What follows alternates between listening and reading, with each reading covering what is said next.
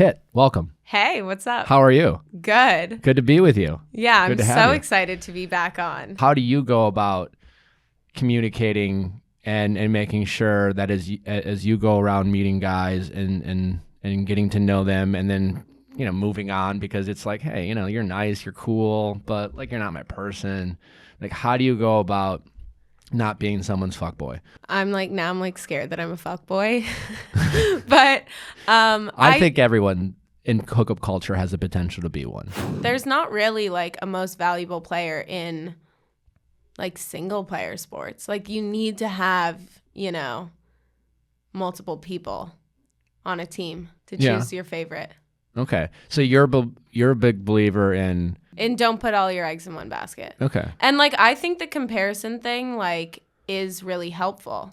Your parents are like the ideal standard of like marriage.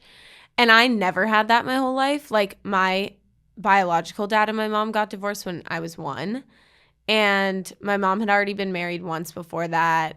My mom had me when she was 40, got divorced from my dad, remarried my sister's dad, had my sister, and now they're getting divorced. So like my mom and her like relationships have taught me like a lot of perspective in the sense that like sometimes things don't work out and that's okay.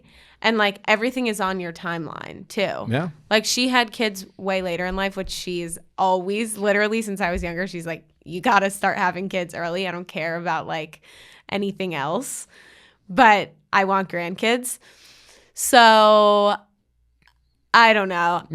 You make a great point. That part is like funny. And I think she's kind of joking. Like she's not actually putting like extra pressure on me. But like I do think that it's a blessing and a curse to have like a perfect example because you're always just like, oh my God, I need to have that. No, you're absolutely right. Whereas like for me, I'm like, okay, I mean, I would love to have that. That's obviously like the goal.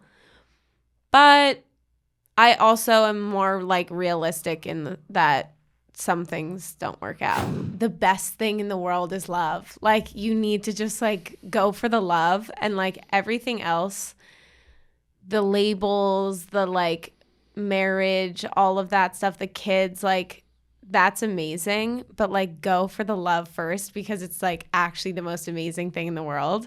And I get that, but I'm definitely like, I'm more realistic and like I want what I want. Like I would love to have things on a certain timeline, but I know I'm going to be okay regardless. Like I'm not putting all my value in like having a perfect marriage and kids by the time I'm 30.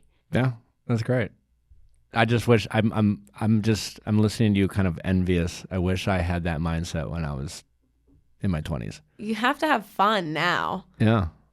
I just didn't. Yeah. I mean, I was always like, I got to find it, And I was like, once I find it, then I can enjoy life.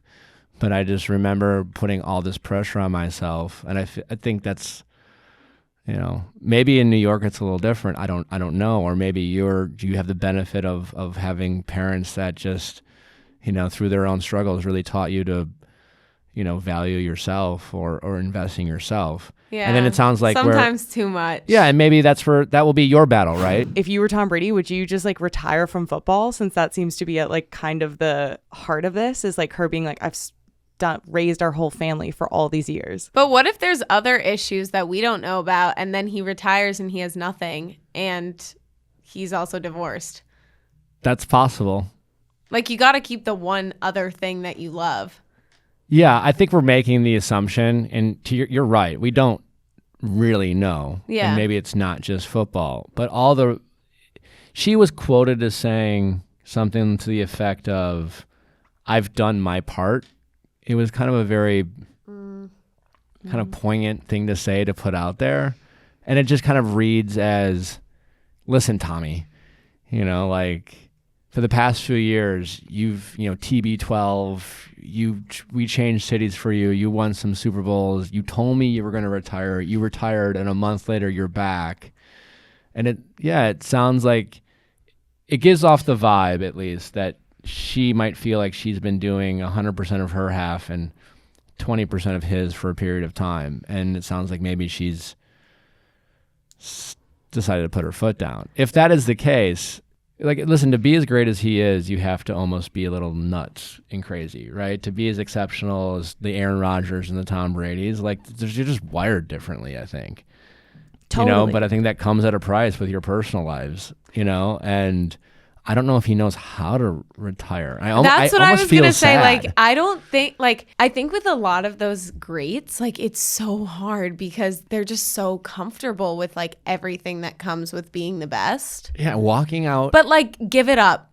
Yeah. Like, You've won. Literally it's like accomplished somebody everything. who, like, can't leave a poker table. Yeah. You know? Like, they have to just keep winning. An affair can only happen if one person feels betrayed by the other person. Ooh, Just because that's a you're good fucking point. other people or sliding in DMs, like, if you have a boundary that allows that to happen, then there's no affair. So do you think he just said crossed a line in his statement to appease everybody who was like giving him shit? Well, listen, I mean, he's Adam Levine, and so not everyone has these types of relationships, and like mainstream, like, you know, middle America and Or regardless, even if she just decided, like, I love you and I forgive you. That's I have possible, no too. clue. I think it's like, I was talking to one of my friends about this the other day. Like, I think it's just like so interesting how they are like being so seen right now together. I think it's deliberate.